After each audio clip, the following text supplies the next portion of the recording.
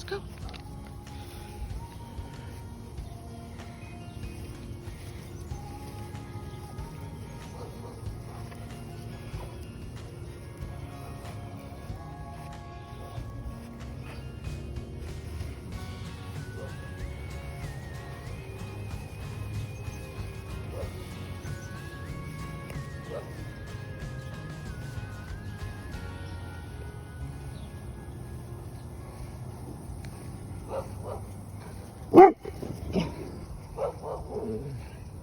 Hey everybody, National Words with Friends Day. How exciting. Yeah, as the old trial wraps up, yep, closing arguments are today. We have a new trial. Make sure though that you have a box of tissues handy. Stay tuned.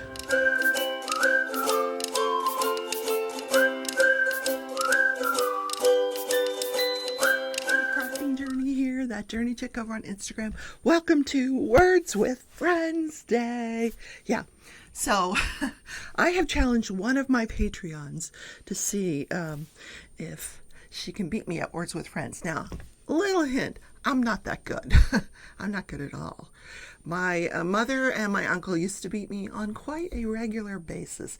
I'd do a 3-letter word. They'd come back with 14 letters, triple word, double letter, 982 points. What? So I downloaded the game today. I took it off the cloud apparently because I haven't played in a very, very long time. So now it's Words with Friend 2. This is the second version, and you can buy different boards and all these extra things that you can buy to make the game more enjoyable apparently, and spend your money. So I don't know anything about that. I haven't really looked into it. I just saw that, you can spend your money on Words with Friends. So I am spending my money right now on Hearthstone. Oh my God, I love this game. I'm so obsessed. I've been playing it in the evenings. Usually I go to bed and I craft. I have not been able to craft other than diamond painting because of my arm. Until I figure out what's wrong with my arm, the best way to keep the pain away is not to crochet or loom knit or do all the other things that I enjoy. So I was diamond painting away last night, listening to these 2 trials. Oh my gosh. So I'm going to tell you all about them because we have a new one. So let me show you the part that I am working on right in here. I opened up these 2 sections where these beautiful trees are. Let me move the microphone. I'll lift it up just a little. So I'm working this section here, these 2 sections. And I don't know if you can see, but up at the top of the ridge, see that bling at the top of the ridge? I decided to use these icicles, and I will put a close-up picture so you can see what the heck they are. But these are called Icicle ABs. They came from Diamond Painting Drills, and I am an affiliate.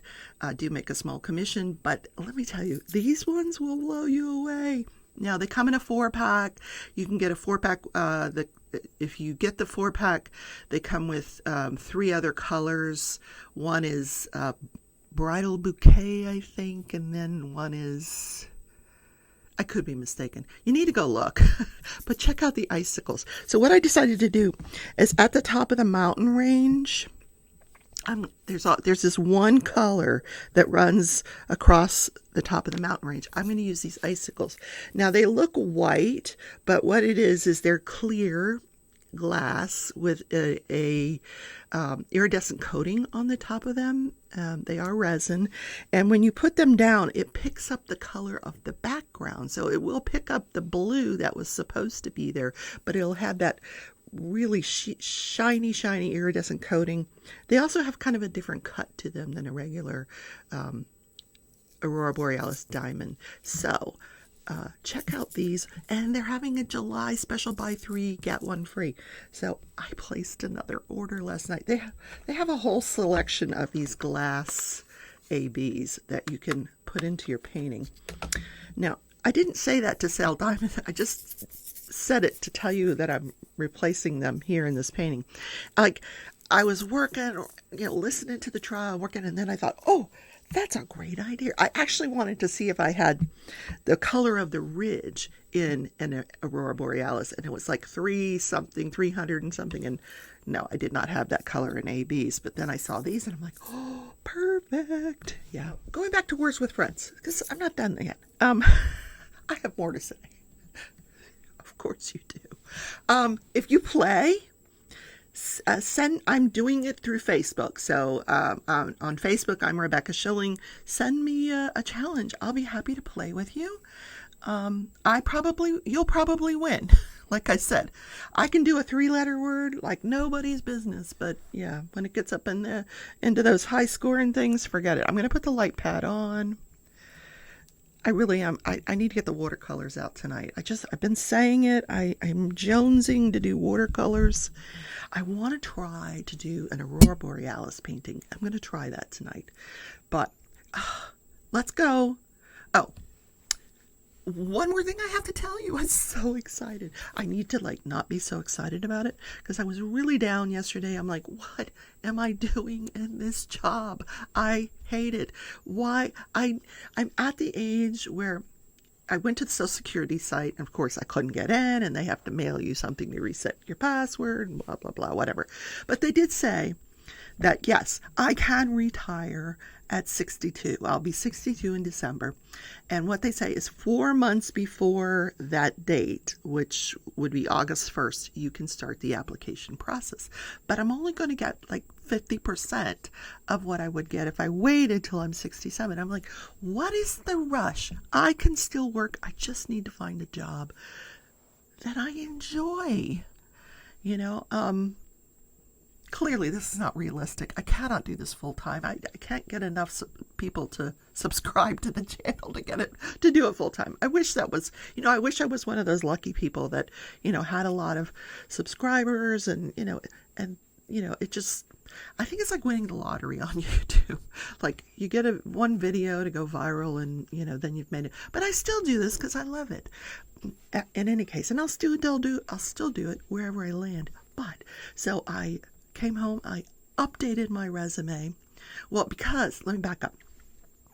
So at work, I finished my work at the end of the day. I finished one section of my project. I'm doing it in sections. And I didn't want to start another section, and I still had 40 minutes left in the day.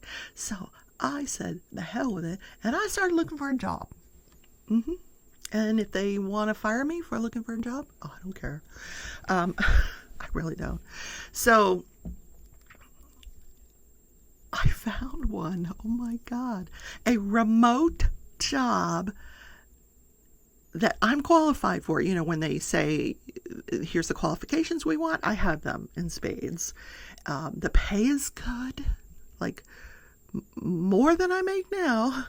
And it's in Alaska. Yay! Based out of Anchorage. I want to go to Alaska, guys. I've been dying to, I thought, all my life I have lived where other people want me to live. I came here to be near my son and the grandkids, which I never see. I don't ever see them. Except for holidays and special occasions. Then we all go out for dinner. I don't see them. So I never see my daughter.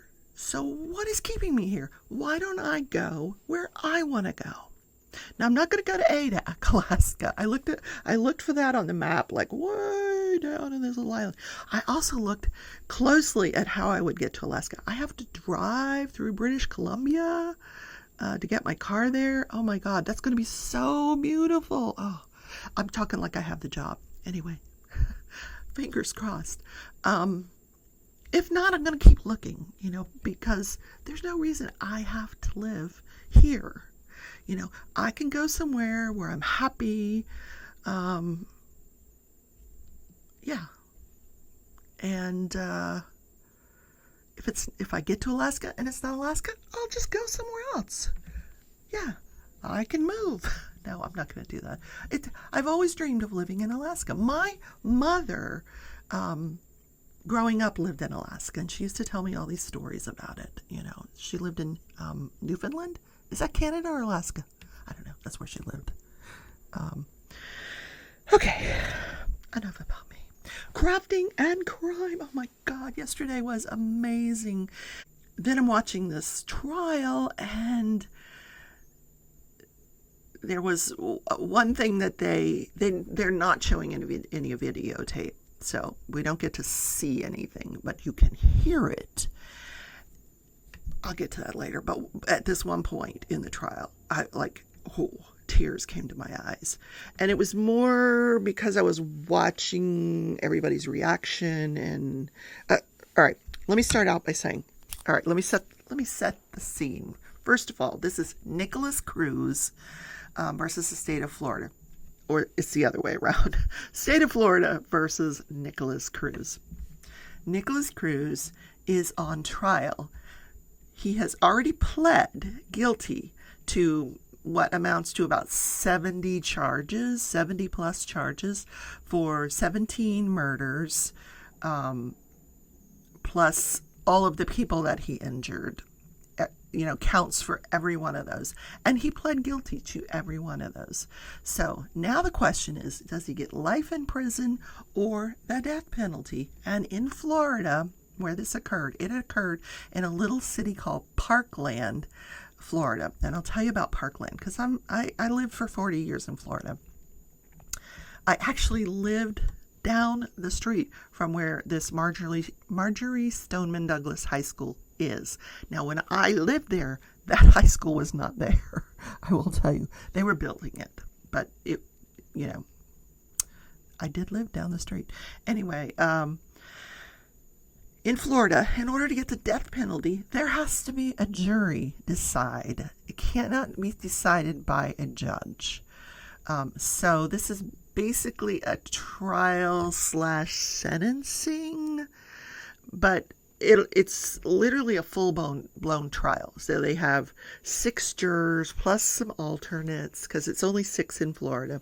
6 jurors plus some alternates, and they will hear the entire trial. Then at the end, they will decide whether the aggravating factors outweigh the mitigating factors. So, in other words, scales of justice. Is there enough good about this guy to give him just life in prison? Or is he going to tip the scale towards the death penalty?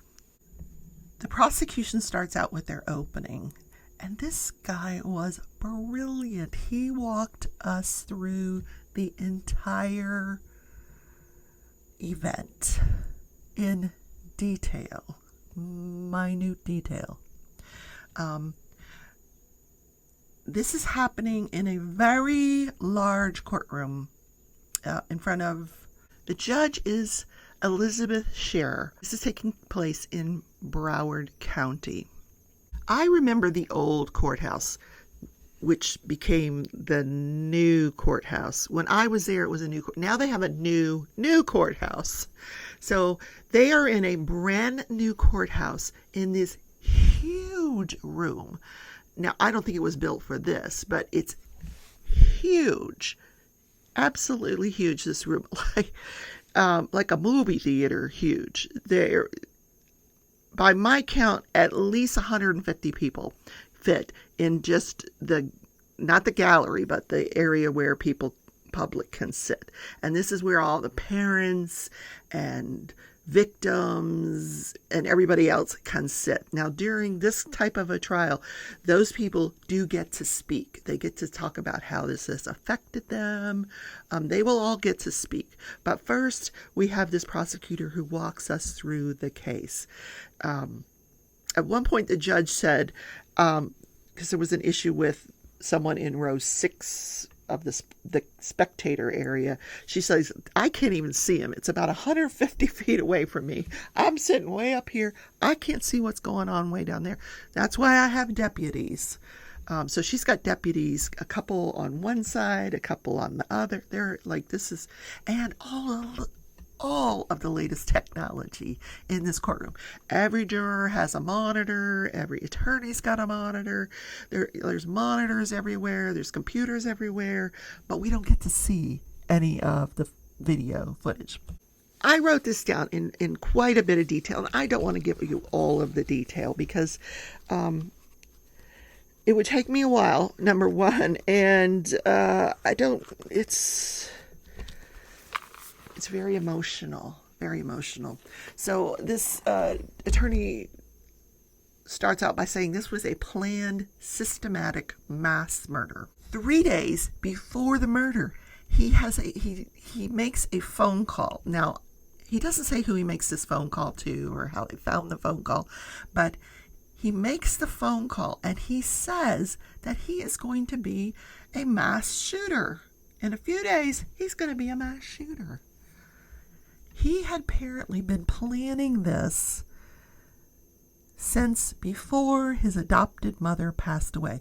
He was living with his adopted mother. She passed away in November of 2017. He moves in with this family, a boy that he was going to school with. This family decides, okay, we will take him in. They take him in. He's going to school. He's working at the dollar store. Everything seems to be going fine. They don't know that he's planning a mass murder, which, according to this prosecutor, he had been planning, like I said before, his mother passed away, his adopted mother. So this happens on Valentine's Day in 2018, February 14th, 2018. This school campus is like a college campus with separate buildings, and this happened in the 1200 building. So Nikolas Cruz takes an Uber to the school with this large black case, goes into the 1200 building, which has 2 entrances, one on the east side, one on the west side. It has 3 stories, which plays into what happened here. Has 3 stories, so stairwells go up to all 3 floors.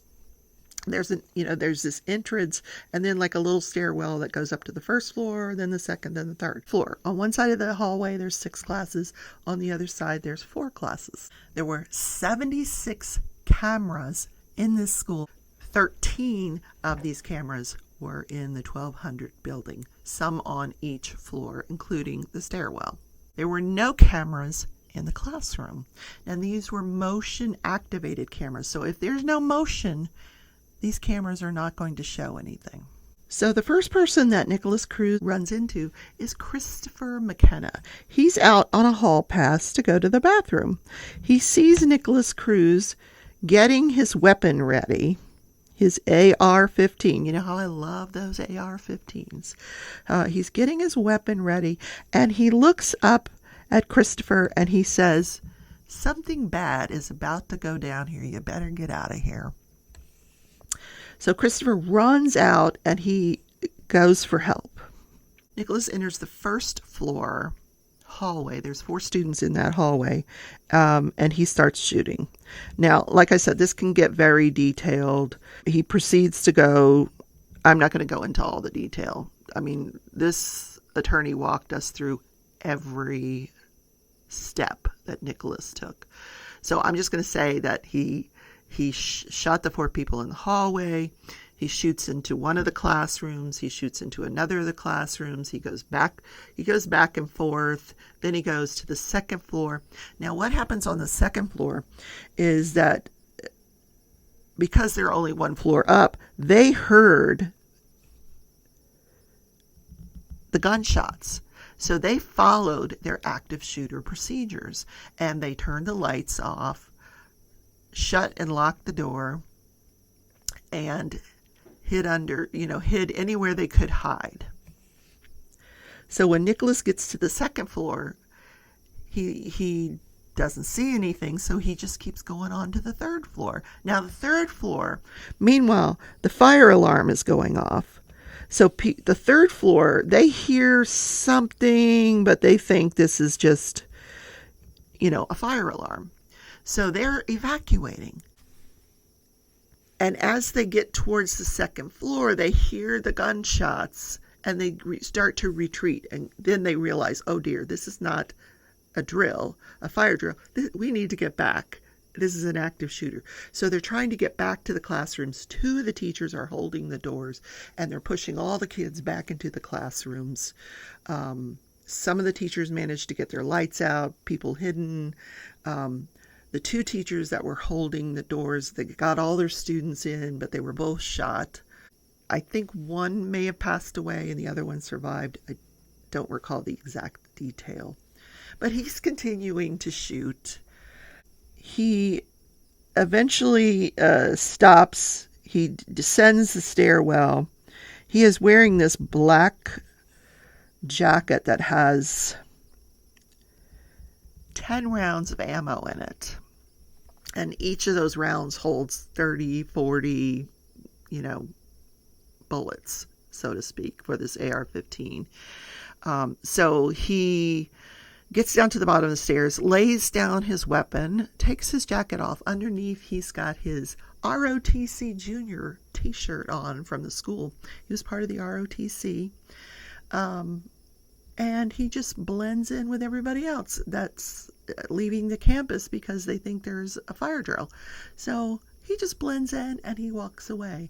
He goes down the street to the Walmart, goes into Subway, buys himself an icy, sits on a bench inside of Walmart drinking his icy.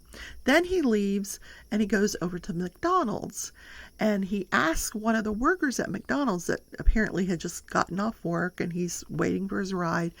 And the interesting thing about this person that worked at McDonald's is he is actually the brother of one of the people Nikolas just killed.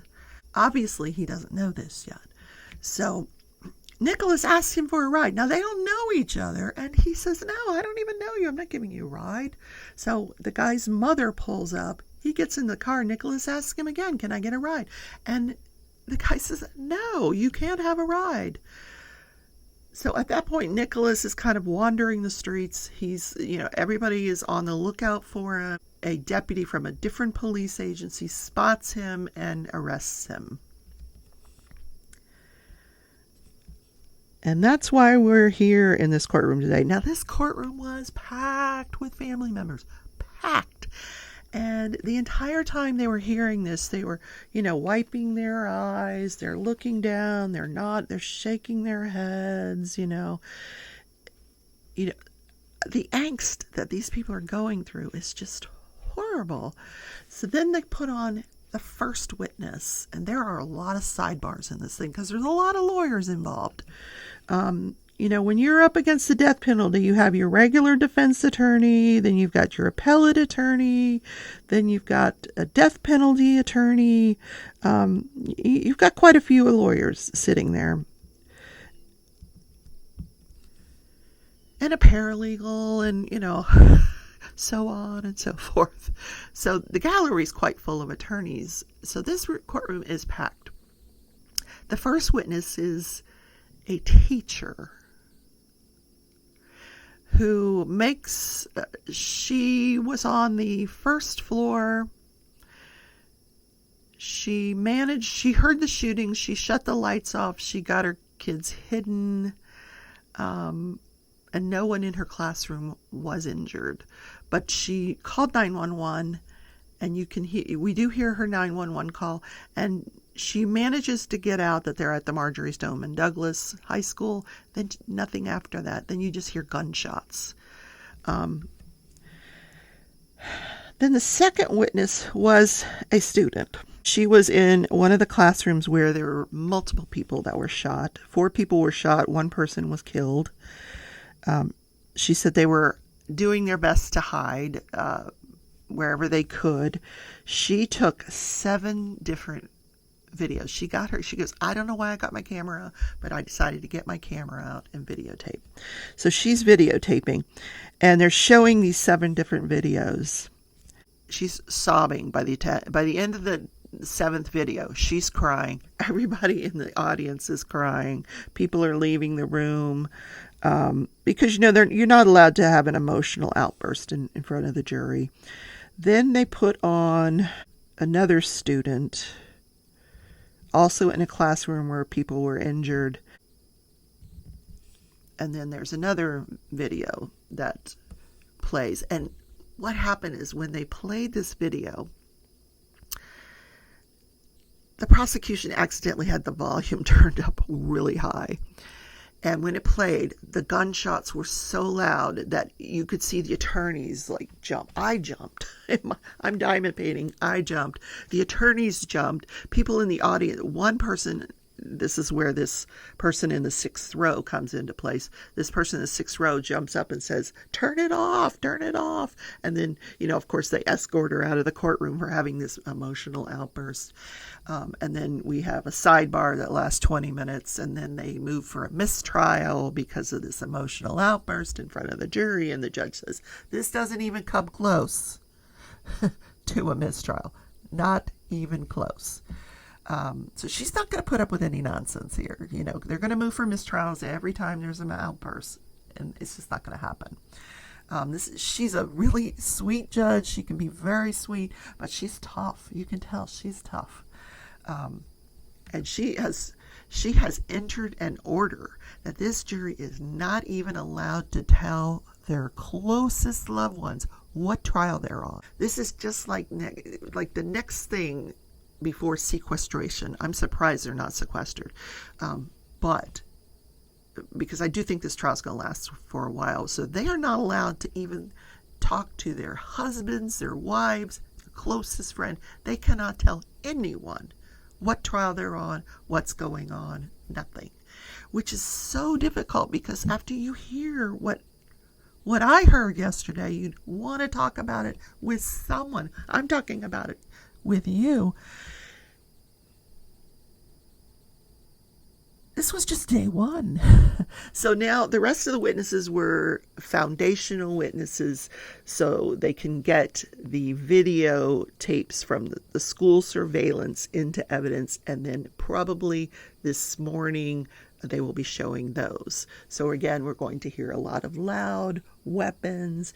The thing that made the family so emotional is because you can hear the kids screaming, and the ones that are hurt, you hear them crying out. And I don't know if they heard their child, but my God, how horrible. I don't know if I could sit through that, or why would I want to put myself through that? I don't know.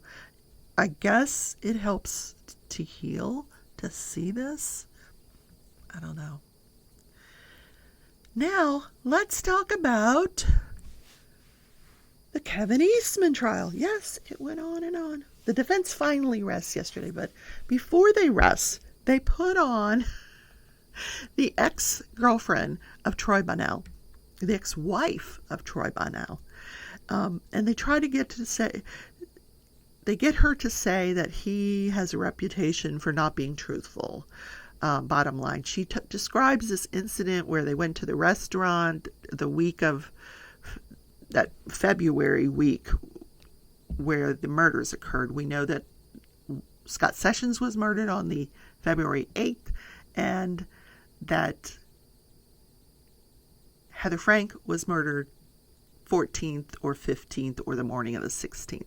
So on February 14th, Troy Bonnell calls his ex-wife and says, "I'm lonely. It's Valentine's Day. Let's go out for dinner." So they go out for dinner. They get a meal. The meal just gets to their table. He gets up to go to the bathroom, comes out of the bathroom and says, "We got to leave. We got to go now." And she's like, and she's trying to delay him. And so I guess she had driven to the restaurant. So as she's driving home, he's being belligerent, and she said he seemed overly anxious about something but wouldn't tell her. She finally gets him home and throws him out of the car. So the following morning he calls her and apologizes and said he had a stomachache. which kind of makes sense. He went to the bathroom. Maybe things were not going well in the bathroom. I don't know. Or maybe he's anxious about a murder that's going to occur or has occurred. I don't know. They're trying to pin this on Troy Bunnell. They're trying to put just a little bit of reasonable doubt into the jurors' minds that this could be Troy Bunnell and not Kevin Eastman. So the next person they put on the stand, before he even gets to the stand, this is going to be the Hispanic guy that was friends with Troy Bunnell, worked out on the property off and on. At the point that all this is going down, he wasn't there anymore. He's from Utah. He lived over in Utah.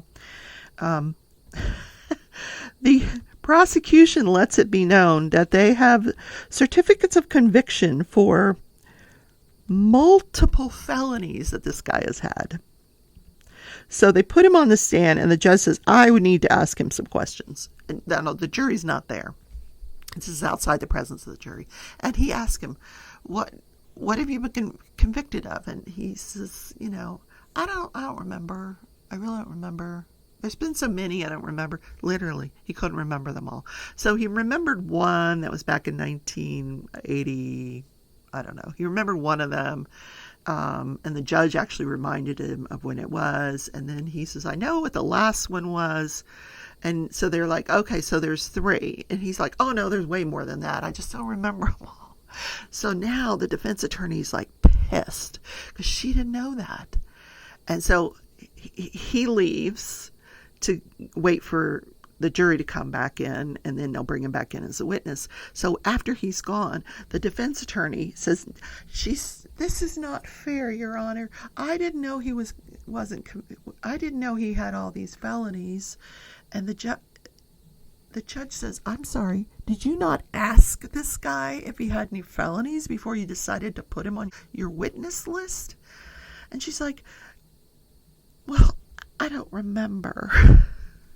Now, this woman has been crackerjacked this whole time, but this was not her finest moment. I don't remember if I asked her or not. But then what she explains that they don't have access to, there's a database called NCIC, and apparently defense attorneys don't have access to that. So if a witness tells them that they've never been convicted of a crime, they have no way to double check, especially if the crime didn't occur in the same state that they're in. They're in Colorado. These crimes occurred in Utah. But the prosecution has access to that, and her argument was the prosecution should have shared that NCIC report with her. Now, she's on her last witness, and she planned her whole defense upon, based on this last witness, and this has ruined her whole case. Oh, God. So he's like, now, what would you have done if you knew this information? Would you have put him on the stand? Just pretend you did have this information. What would you have done? She didn't have an answer for that. So she brings him in, puts him on the stand. The jury hears that he's got multiple felonies. His testimony, basically, once she got this out, she said she was done. No more questions. Testimony basically was that Troy Bunnell had a reputation for being untruthful. He felt that Troy Bunnell was untruthful most of the time, and he said he also had a reputation where they worked. They worked on the oil rigs together. He had a reputation for not being truthful. The ex-wife said the same thing. He lied all the time. So now this is left in the mind of the jurors. Defense has rested their case. The defendant opted not to take the stand. So the judge told the jury, come back at 12:45 today, and we will have closing arguments. He has given each side 2 hours. He said it should not take 2 hours, but once they are done, he will give them the law, and then they will be allowed to deliberate. So that will start today or first thing tomorrow. So we shall see. In history in 1553. Now, you guys know I love my, Old English lore. When King Henry VIII dies, he has all these children. He's got Edward, who at the time was a young teenager. He's got Mary, all by, some of his wives. Mary from the first wife. Edward was from Jane Seymour. Then Elizabeth from Anne Boleyn. So, and that is the succession, the line of succession. So Edward takes the throne as a young teenage boy. There was also a woman at court that was related to King Henry VII, a distant cousin or something. Lady Jane Grey, she was at court, same age as Edward. And there was always talk that they should get married, but for some reason they didn't. She ends up marrying someone else, but she still stayed very close to Edward. So when Edward passes away at 15 years of age, he gives the throne, just before he passes away, he gives the throne to Lady Jane Grey. So now she is the Queen of England, Lady Jane Grey. She served as Queen of England for 9 days. Now her father-in-law, she's married, her father-in-law, he's trying to drum up support. He leaves town because he wants to drum up support for the position that she should stay as Queen of England. So while he's gone, the council decide, nope, we want Mary. They oust Lady Jane Grey, put Mary on the throne, and they arrest her father-in-law. So her father-in-law is executed. Lady Jane Grey and her husband are put in the Tower of London. Mary, she feels bad for Lady Jane Grey because she's so young, so she doesn't sign the death warrant. But later on, something happens that pisses Mary off years later, and she decides, I'm going to sign the death warrant, and Lady Jane Grey and her husband are executed. Don't ever piss off a monarch. No. So that happened in this day in history. What happened on this day in history? This is the day in history that she took the throne. Edward died. She takes the throne. She only served as queen for 9 days. So that's the show for today. I hope you guys enjoyed the content. Don't forget to hit the like button. Today, he's going to sit next to me at work and smack me every time I feel like I'm going to cry. Yep. Stop it. So hit the like button. Don't forget to subscribe. It is absolutely free to subscribe to this channel. Please pass this along. Share. There's a share button down there. Next to the like button, there's a share. Share this with someone that you think might enjoy the content. And don't forget the notification bell because you don't want to miss a single episode of Crafting and Crime Daily. Because we got a verdict coming up. Then we got this Nikolas Cruz thing. Next month, we got the guy in the suitcase. This is getting really steamy, these court cases. So I will see you all tomorrow. Bye.